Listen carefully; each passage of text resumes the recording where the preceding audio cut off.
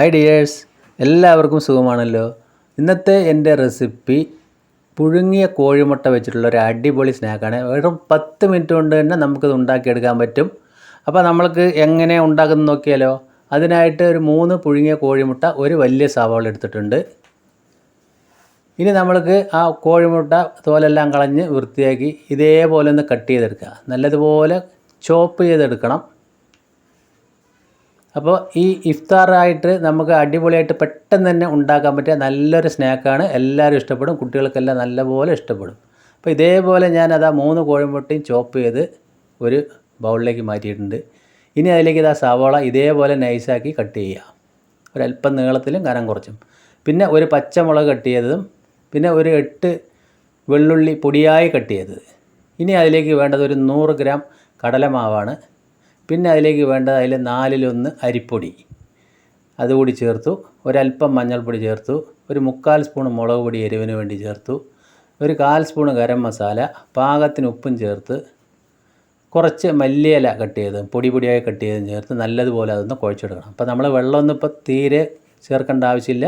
ഇതേപോലെ കുഴച്ചെടുക്കുക. വളരെ പെട്ടെന്ന് തന്നെ ഉണ്ടാക്കാൻ പറ്റിയ നല്ലൊരു സ്നാക്കാണ്. അപ്പോൾ ഇതേപോലെ നല്ലതുപോലെ മിക്സ് ചെയ്തതിന് ശേഷം ഇതേപോലെ കൈ കൊണ്ട് നനച്ചിട്ട് കുറച്ച് വെള്ളം, ഏകദേശം ഒരു 2 സ്പൂൺ അളവിൽ മാത്രം, എന്നതിന് ശേഷം ഇതേപോലെ നല്ല ടൈറ്റായിട്ട് കുഴച്ചെടുക്കുക. അപ്പോൾ എൻ്റെ വീഡിയോ കണ്ട് ഇഷ്ടപ്പെടുന്നവർ ഒന്ന് ലൈക്ക് ചെയ്യണേ.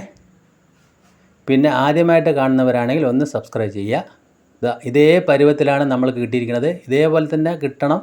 ഇപ്പോൾ ഞാനൊരു കടായിൽ എണ്ണ ചൂടാക്കാൻ വെച്ചിട്ടുണ്ട്. ഇപ്പോൾ എണ്ണ ഒന്ന് ചൂടായി വരുന്ന സമയത്ത് നമ്മൾക്ക് ഈ മിക്സ് അതിലേക്ക് ഇതേപോലെ ഇട്ട് കൊടുക്കാം.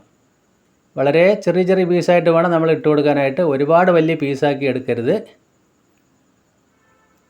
അപ്പോൾ അധികം എണ്ണ ഒരുപാട് അങ്ങോട്ട് ചൂടാവാൻ പാടില്ല, എന്നാൽ ചൂടൊട്ട് കുറയാനും പാടില്ല.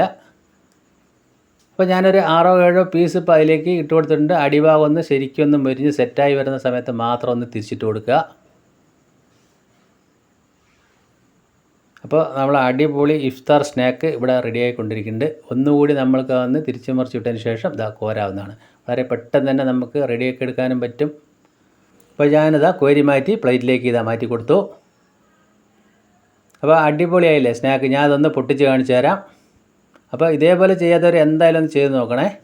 അപ്പോൾ ബാക്കിയും കൂടി നമുക്ക് അതേപോലെ തന്നെ പൊരിച്ചെടുക്കാം. അപ്പോൾ നമ്മൾ ഇറച്ചിപ്പത്തിരിയും ഇറച്ചി സമോസയൊക്കെ കഴിച്ച് മടുത്തവരുണ്ടെങ്കിൽ ഇതേപോലെ ഒന്ന് സ്നാക്ക് ഉണ്ടാക്കി നോക്കുക. വളരെ പെട്ടെന്ന് റെഡിയാക്കി എടുക്കാൻ പറ്റും. എല്ലാം ഞാൻ അതവിടെ പൊരിച്ചെടുത്തിട്ടുണ്ട്. അപ്പോൾ നമ്മൾക്കിപ്പോൾ ഇഫ്താറിന് മാത്രമല്ല, എപ്പോഴും ഇത് ഈവനിങ് സ്നാക്കായിട്ടൊക്കെ കഴിക്കാൻ പറ്റിയ നല്ലൊരു അടിപൊളി പെട്ടെന്ന് ഉണ്ടാക്കാൻ പറ്റിയ സ്നാക്ക് തന്നെയാണ്. അത് സോസും കൂടി ഉണ്ടെങ്കിൽ നല്ല അടിപൊളിയായില്ലേ. വീണ്ടും നല്ലൊരു വീഡിയോ ആയിട്ട് കാണാം. താങ്ക്